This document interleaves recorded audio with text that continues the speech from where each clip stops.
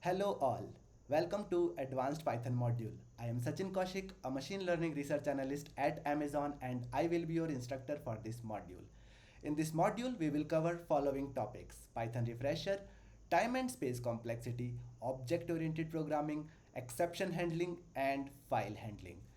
The first three sessions, titled Python Refresher, will help you to solidify your understanding of basic concepts of Python. We will review variables, data types, control flow statements, functions, scopes, comprehension, and memory management.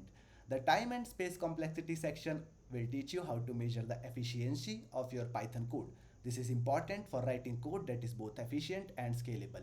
Object oriented programming is a powerful programming paradigm that allows you to create reusable and modular code.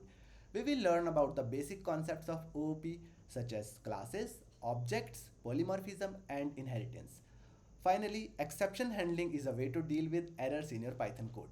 We will learn how to catch and handle exceptions so that your code can continue to run even when errors occur.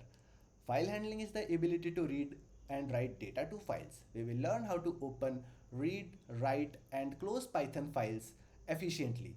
By the end of this module, you will have a strong understanding of advanced concepts of Python. You will be able to write efficient, reusable, and modular code.